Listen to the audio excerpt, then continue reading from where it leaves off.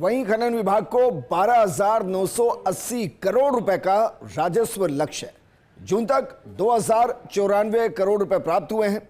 मुख्यमंत्री वचनलाल शर्मा की अध्यक्षता में खान एवं पेट्रोलियम विभाग की गहन समीक्षा बैठक। वित्तीय वर्ष 2025-26 के लिए विभाग को 12,980 करोड़ रुपए का महत्वाकांक्षी लक्ष्य दिया गया और अब तक 2,094.71 करोड़ की प्राप्ति हुई है। पारदर्शिता से वृद्धि हुई। पेट्रोलियम क्षेत्र में भी बेहतरीन प्रदर्शन हुआ है। 2023-24 में 3,425 करोड़ का राजस्व, 2024-25 में पेट्रोलियम के अंदर 2,688.91 करोड़ का राजस्व अर्जित हुआ। इस वित्त वर्ष में अभी तक 518 करोड़ रुपए का राजस्व अर्जित हुआ है। मुख्यमंत्री ने राजस्व बढ़ाने के लिए नई खनन नीति लागू करने के निर्देश दिए। राजस्व वृद्धि के लिए पारदर्शिता और तकनीक को आधार बनाया जाएगा। बैठक में आगामी योजनाओं और लंबित घोषणाओं की स्थिति की समीक्षा की गई। मेरे सहयोगी और एसोसिएट एडिटर निर्मल तिवारी जुड़ गए। निर्मल जी, क्योंकि राजस्व खान विभाग एक बड़ा क्षेत्र है या कहीं सेक्टर है जिससे राजस्थान को राजस्व मिलता है और राजस्व में बढ़ोतरी हो भी रही है, क्या वाकई में आपको लग रहा है कि जो लक्ष्य बार बार बढ़ाए जा रहे हैं उनको बीट करना आसान है, क्योंकि हर चीज का एक सैचुरेशन होता है? निश्चित तौर पर देखिए विजेंद्र, जिस तरह के लक्ष्य खान विभाग को दिए जा रहे हैं मुश्किल जरूर है लेकिन नामुमकिन नहीं।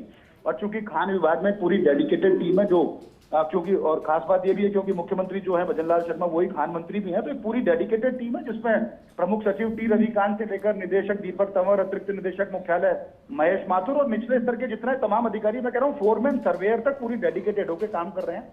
यही कारण है कि अभी तक पिछले एक साल में जो परिदृश्य बदला है वो इस रूप में बदला है कि तो मेजर मिनरल्स के ब्लॉक की रिकॉर्ड तोड़ नीलामी हुई है जो देश में कहीं कभी नहीं हुई और राजस्थान नंबर 1 है एमपी को पछाड़ करके। ऐसी माइनर मिनरल की बात करें, चाहे बजरी हो चाहे एमसेंड हो, तमाम जो उनके जो प्लॉट्स है उनकी नीलामी जबरदस्त, उसमें उत्साह देखने को मिला।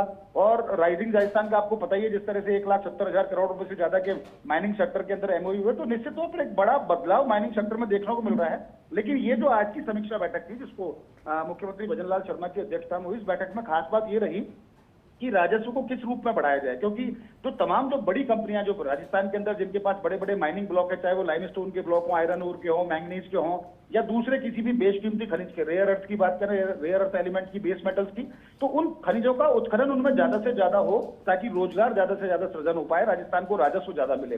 और खास बात देखिए, इस बार जो चालू वित्त वर्ष जिसकी अभी तिमाही संपन्न हुई है 30 जून को, उसमें 2,094 करोड़ रुपए से ज्यादा का राजस्व लक्ष्य खान विभाग ने अर्जित किया है। और इसमें सबसे बड़ा जो योगदान है वो हिंदुस्तान जिंक का है, जिसकी तरफ से 3,093 करोड़ रुपए का राजस्व जो है अभी तक राज्य सरकार को पिछले वित्त वर्ष के अंदर मिला था।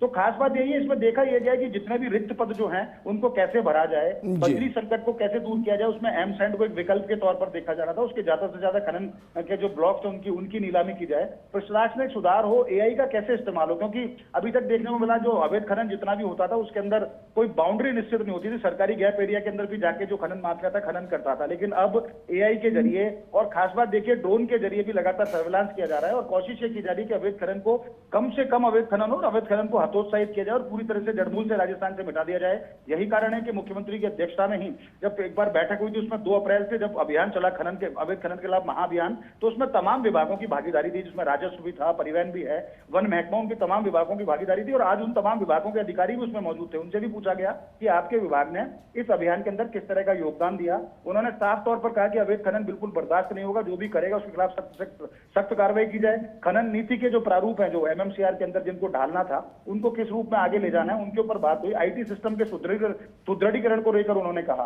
लंबित जो बजटीय घोषणाएं उनको लेकर भी उन्होंने कहा कि बजट घोषणाओं का त्वरित उन पर क्रियान्वयन हो और जिस तरह से एक इंस्टीट्यूट की स्थापना थी, एक्सीलेंस सेंटर की स्थापना थी, उनकी प्रगति को भी उन्होंने जाना।